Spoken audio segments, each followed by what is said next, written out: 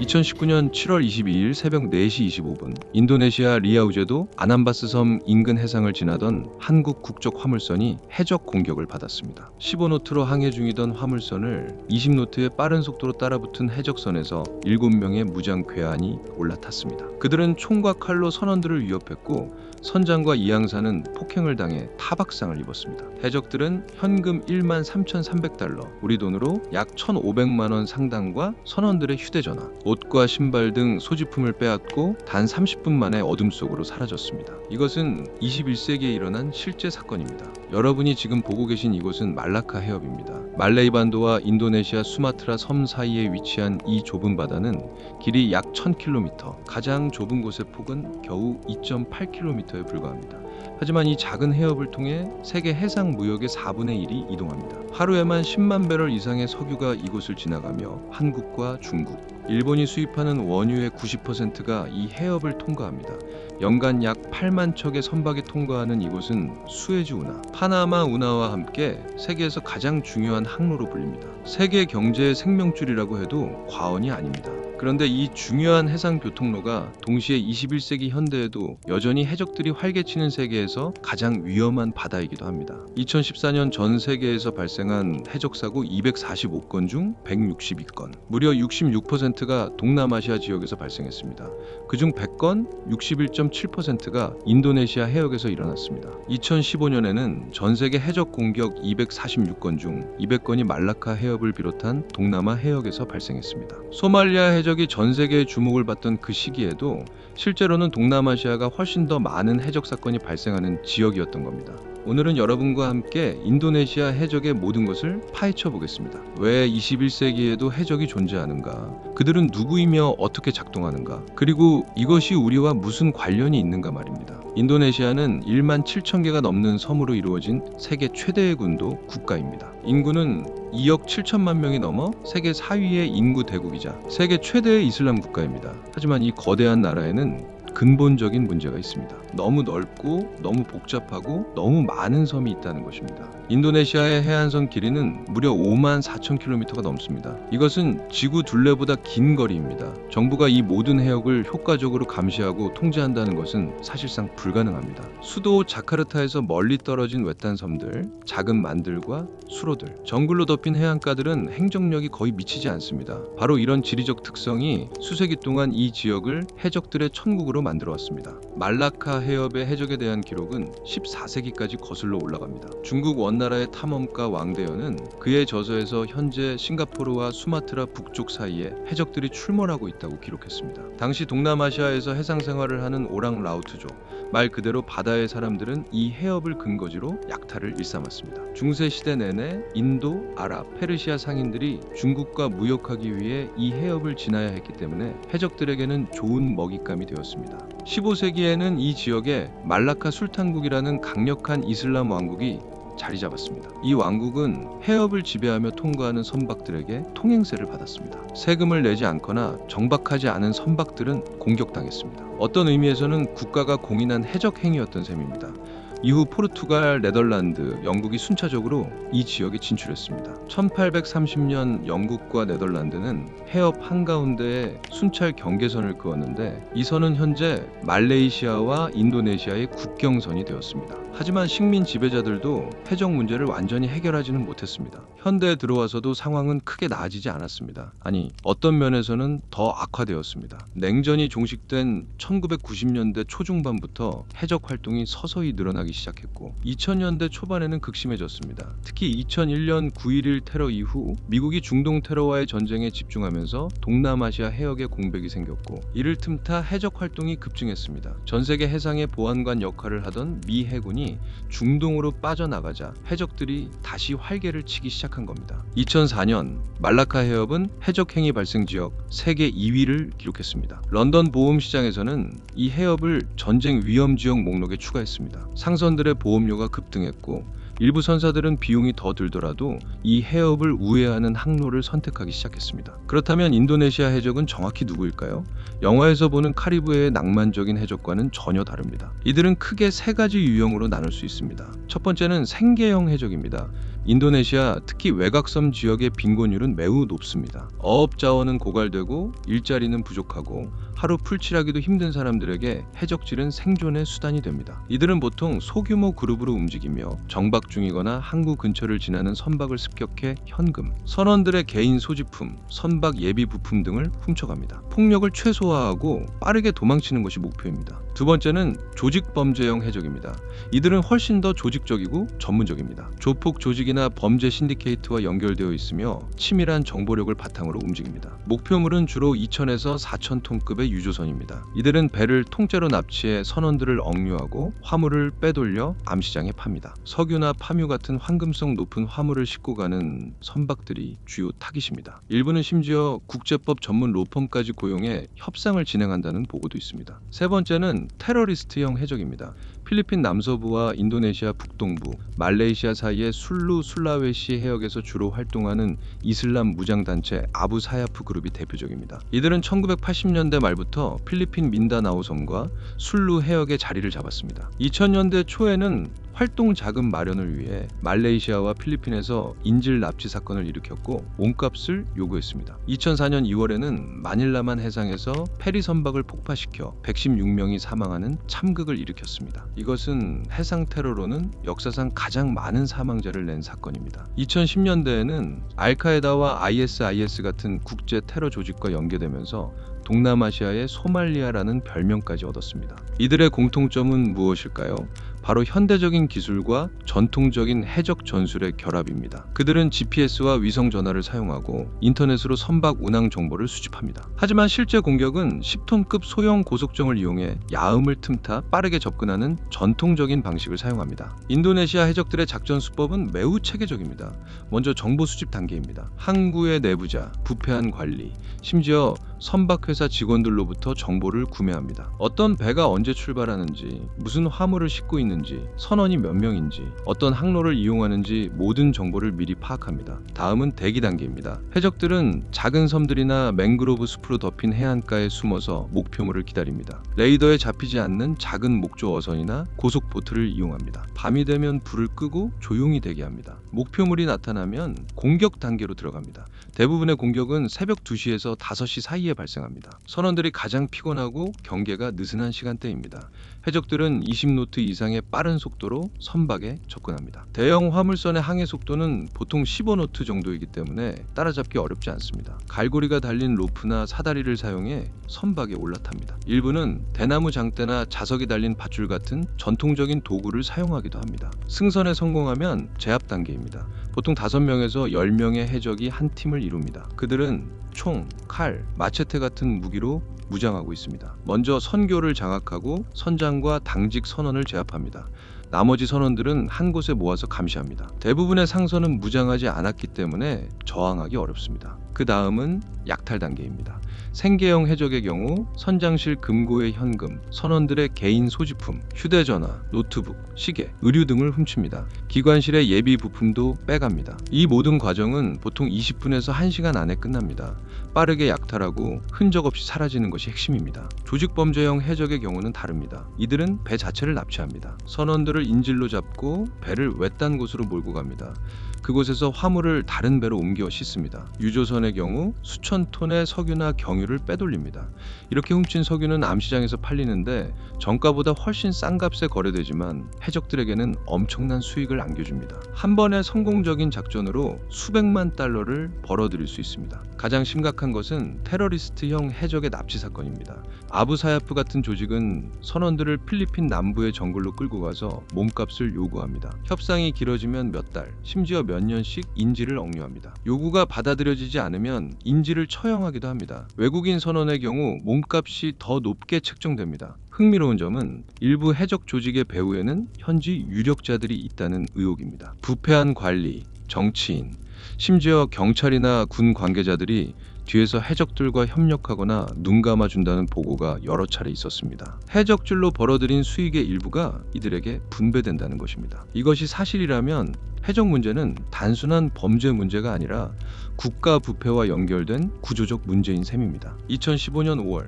말라카 해협을 항해 중이던 한국 국적 화학 제품 운반선이 습격을 받았습니다. 새벽에 7명의 무장괴한이 배에 올라탔고 당직 중이던 선원의 다리를 폭행해 타박상을 입혔습니다. 그들은 약 5만 달러, 하나로 약 6천만 원의 현금과 노트북 등을 빼앗아 달아났습니다. 다행히 선원들에게 큰 부상은 없었지만 심리적 충격은 컸습니다. 한 선원은 나중에 인터뷰에서 말했습니다. 그들이 총을 들고 있는 것을 보는 순간 다리가 풀렸어요. 저항하면 쏠 것 같았고 그냥 시키는 대로 했습니다. 30분이 30시간처럼 느껴졌어요. 더 심각한 경우도 있습니다. 2011년에는 싱가포르 국적 선박 제미니호가 소말리아 해적에게 납치되었는데 한국인 선원 4명이 포함되어 있었습니다. 21명의 다른 국적 선원들은 7개월 만에 풀려났지만 한국인 선원 4명은 1년 7개월 동안 억류되었습니다. 해적들은 처음에는 몸값뿐만 아니라 한국에 수감된 해적들의 석방까지 요구했습니다. 피랍된 선원들은 소말리아 내륙의 열악한 환경에서 생사를 오가는 나날을 보냈습니다. 이들이 풀려났을 때 체중은 10kg 이상 빠져 있었고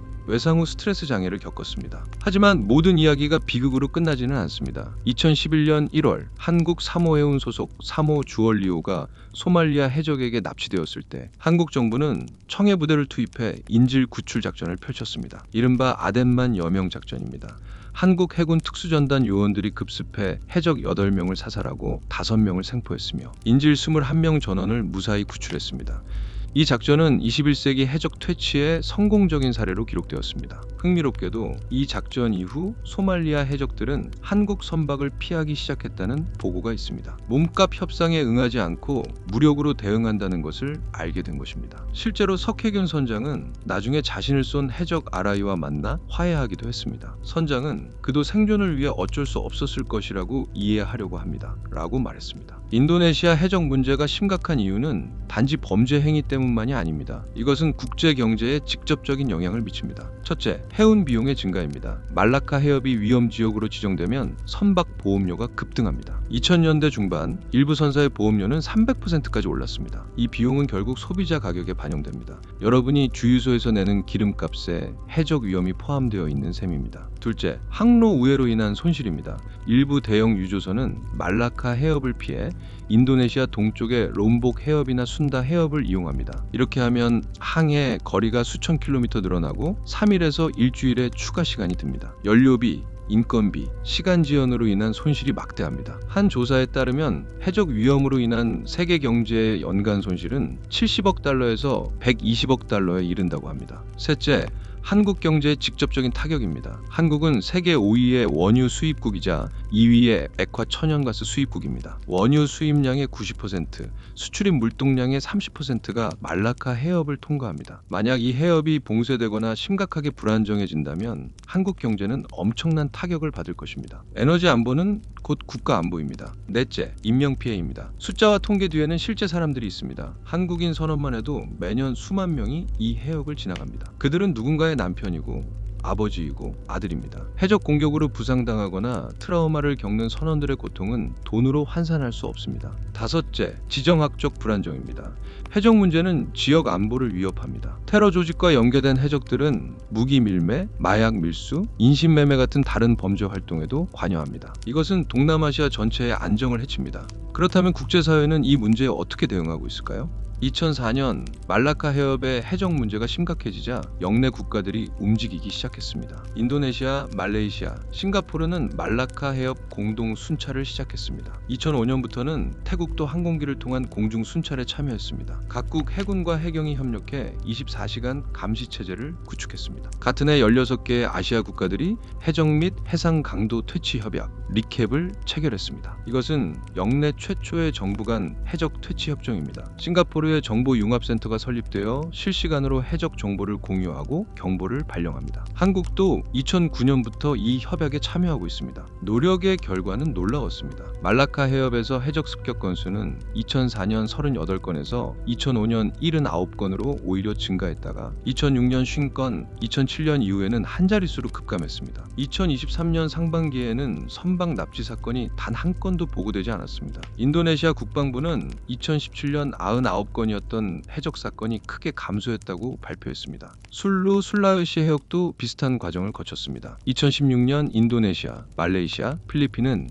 이 해역에서의 공동 순찰과 위기센터 설립에 합의했습니다. 2017년부터 합동 해군 작전 및 공동 해양 순찰이 실시되었고 아부사야프 같은 테러 조직에 대한 대대적인 소탕 작전이 벌어졌습니다. 결과적으로 이 지역의 납치 및 인질극도 크게 감소했습니다. 2021년에는 인도네시아, 말레이시아, 필리핀이 맺은 협력 협약에 따라 납치와 피랍 사건이 0으로 줄어들었습니다. 미국, 일본, 중국, 인도 등 여개 국가들도 관심을 보였습니다. 미국은 매년 동남아 국가들과 함께 다국적 해상 훈련을 실시합니다. 한국도 2009년부터 청해부대를 파견해 아덴만과 인도양에서 해적 퇴치 활동을 하고 있습니다. 선박 자체도 변화했습니다. 현대 상선들은 해적 대응 매뉴얼을 갖추고 있습니다. 선원들은 정기적으로 해적 대응 훈련을 받습니다.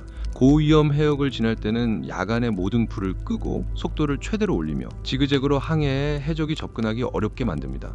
갑판에 철조망을 설치하고 물대포를 준비하고 안전구역을 만들어 해적이 승선해도 선원들이 숨을 수 있게 합니다. 일부 선박은 민간 무장 경비원을 고용하기도 합니다. 기술도 도움이 됩니다. 위성을 통한 선박 위치 추적 시스템, 자동 식별 장치, 장거리 음향 장치 같은 비살상 무기들이 개발되었습니다.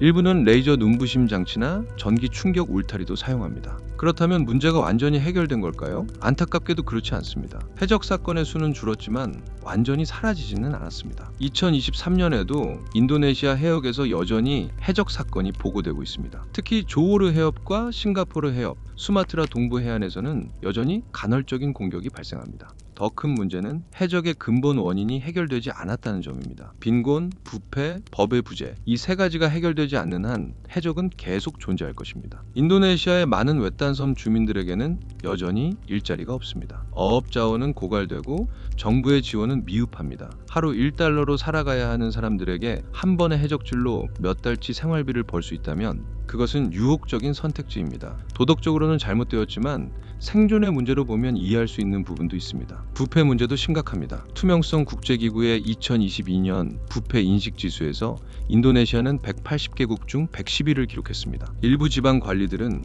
해적들에게서 뇌물을 받고 눈을 감아줍니다. 심지어 해적질에 직접 가담하거나 배후에서 지시하는 경우도 있습니다. 이런 구조적 부패가 해결되지 않으면 해적 문제도 해결될 수 없습니다. 법 집행의 약화도 문제입니다. 인도네시아 해군과 해경은 5만 4천 킬로미터가 넘는 해안선을 감시하기에는 역부족입니다. 예산도 부족하고 장비도 노후화되어 있습니다. 해적을 체포해도 증거 부족이나 관할권 문제로 처벌하기 어려운 경우가 많습니다. 설령 재판을 받아도 형량이 가벼워 재범률이 높습니다. 국제 정치적 요인도 있습니다. 인도네시아는 주권 문제에 매우 민감합니다. 외국 군함이 자국 영해에서 활동하는 것을 원치 않습니다. 그래서 미국이나 다른 강대국이 직접 개입해 해적을 소탕하는 것은 어렵습니다. 영내 국가들끼리의 협력도 때로는 외교적 긴장으로 인해 어려워집니다. 기후변화도 예상치 못한 변수입니다.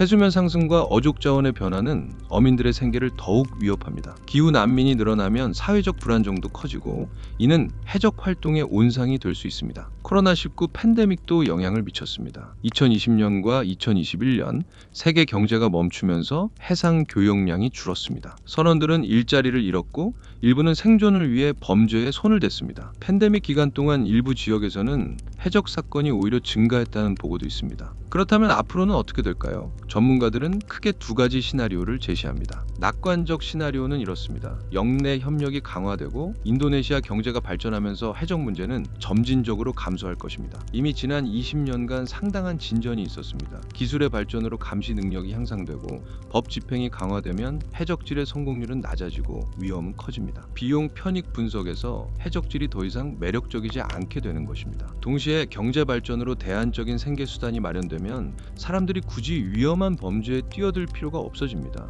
비관적 시나리오는 다릅니다. 기후변화와 자원 부족으로 인해 해안 지역의 빈곤이 악화될 것입니다. 정치적 불안정과 테러 조직의 활동이 계속되면 해적 문제도 지속될 것입니다. 특히 아프가니스탄에서 탈레반이 재집권하고 ISIS가 아프리카와 아시아에서 세력을 확장하면서 이들과 연계된 해상 테러가 증가할 가능성도 있습니다. 또한 새로운 형태의 해적, 예를 들어 사이버 해적이 등장할 수도 있습니다. 선박의 GPS와 통신 시스템을 해킹해 배를 납치하거나 화물 정보를 훔치는 식입니다. 현실은 아마 이 둘 사이 어딘가에 있을 것입니다. 일부 지역에서는 상황이 나아지지만 다른 곳에서는 여전히 위협이 존재하는 것입니다. 해적은 완전히 사라지지는 않겠지만 잘 관리되고 통제 가능한 수준으로 유지될 가능성이 높습니다. 그렇다면 우리는 무엇을 할 수 있을까요? 국제사회 차원에서는 영내 협력을 더욱 강화해야 합니다. 리캡 같은 협약을 확대하고 정보 공유를 더욱 신속하고 정확하게 만들어야 합니다. 개발 원조를 통해 빈곤 지역의 경제 발전을 돕는 것도 중요합니다. 단순히 군함을 파견하는 것보다 어민들에게 합법적인 생계 수단을 제공하는 것이 장기적으로 더 효과적입니다. 한국 정부는 청해부대의 활동을 계속 지원하고 해운 회사들이 안전 장비와 훈련에 투자할 수 있도록 제도적 지원을 해야 합니다. 필합된 선원들의 구출과 보상, 트라우마 치료에도 더 많은 관심을 기울여야 합니다. 해운 업계는 계속해서 안전 프로토콜을 개선해야 합니다. 최신 기술을 도입하고 선원들의 훈련을 강화하고 고위험 해역을 피하는 항로를 개발해야 합니다. 때로는 비용이 더 들더라도 안전이 우선입니다. 그리고 우리 개인은 무엇을 할 수 있을까요? 사실 직접적으로 할 수 있는 것은 많지 않습니다. 하지만 이 문제에 관심을 갖는 것 자체가 중요합니다. 여러분이 마트에서 사는 바나나, 주유소에서 넣는 휘발유, 온라인으로 주문한 전자제품, 이 모든 것들이 바다를 건너 우리에게 옵니다. 그 여정이 얼마나 위험할 수 있는지 누군가는 목숨을 걸고 그 일을 하고 있다는 것을 기억해야 합니다. 선원들은 현대세계 경제의 숨은 영웅들입니다. 그들은 가족과 떨어져 몇 달씩 바다 위에서 살며 때로는 생명의 위협을 무릅쓰고 일합니다. 하지만 우리는 그들을 거의 보지 못합니다. 배는 항구밖에 정박하고 선원들은 배를 떠나지 않는 경우가 많습니다. 그들의 희생과 헌신에 감사하는 마음을 가져야 합니다. 또한 해적 문제의 근본 원인인 빈곤과 불평등에 대해 생각해 봐야 합니다. 누군가는 생존을 위해 범죄를 선택할 수밖에 없는 세상, 그것은 정의롭지 못한 세상입니다. 우리가 사는 풍요로운 삶의 이면에는 누군가의 절망이 있습니다. 이것을 인식하는 것이 변화의 첫걸음입니다. 21세기에도 해적이 존재한다는 사실은 역설적입니다. 우리는 달에 갔고 인공지능을 만들었고 전 세계를 초고속 인터넷으로 연결했습니다. 하지만 수백 년 전과 똑같은 방식으로 칼과 총을 들고 배를 습격하는 사람들이 여전히 있습니다. 이것은 우리 시대의 발전이 얼마나 불균등한지를 보여줍니다. 어떤 곳에서는 자율주행차가 달리지만 어떤 곳에서는 아직도 해적선이 바다를 누빕니다. 인도네시아 해적의 이야기는 단순한 범죄 이야기가 아닙니다. 이것은 세계화, 빈곤, 부패, 국가의 한계, 국제협력, 기술과 전통의 충돌에 관한 이야기입니다. 이것은 우리가 사는 세상이 얼마나 복잡하게 연결되어 있는지를 보여줍니다. 인도네시아의 작은 섬에서 일어나는 일이 한국의 주유소 가격에 영향을 미칩니다. 필리핀 정글에 갇힌 인질의 운명이 국제 뉴스가 됩니다. 말라카 해협의 안보가 세계 경제의 안정을 좌우합니다. 결국 이 문제를 해결하는 것은 우리 모두의 이익입니다. 안전한 바다는 모두에게 좋습니다. 무역이 원활해지고 비용이 줄어들고 사람들이 다치지 않습니다. 그러기 위해서는 군사적 대응만으로는 부족합니다. 경제 개발, 교육, 법치, 국제협력, 이 모든 것이 함께 이루어져야 합니다. 앞으로 10년, 20년 뒤 인도네시아 해역은 어떤 모습일까요? 해적이 완전히 사라진 안전한 바다가 될까요? 아니면 여전히 위협이 도사리는 위험한 곳일까요? 그것은 우리의 선택과 행동에 달려 있습니다. 오늘 여러분은 세계에서 가장 위험한 국경바다, 인도네시아 해적에 대해 알게 되었습니다. 이것은 먼 나라의 이야기가 아닙니다. 이것은 우리의 이야기입니다. 여러분이 사용하는 모든 수입품, 여러분이 넣는 모든 기름 한 방울, 그 뒤에는 위험한 바다를 건너온 이야기가 있습니다. 다음에 마트에서 물건을 살 때, 주유소에서 기름을 넣을 때 잠깐이라도 생각해 보시기 바랍니다. 이것이 어디서 왔을까? 누가 이것을 여기까지 가져왔을까? 그 여정은 안전했을까? 그리고 바다 저편, 여전히 위험과 싸우며 일하는 수많은 선원들을 기억해 주시기 바랍니다. 21세기의 해적, 그들은 과거의 유산이면서 동시에 현재의 문제입니다. 그리고 우리가 함께 노력한다면 미래에는 역사 속으로 사라질 문제이기도 합니다. 여러분의 관심과 이해가 그 변화의 시작입니다. 시청해주셔서 감사합니다. 이 영상이 도움이 되셨다면 좋아요와 구독 부탁드립니다. 댓글로 여러분의 생각을 나눠주세요. 해적 문제에 대한 여러분의 의견은 무엇인가요? 어떻게 하면 이 문제를 해결할 수 있을까요?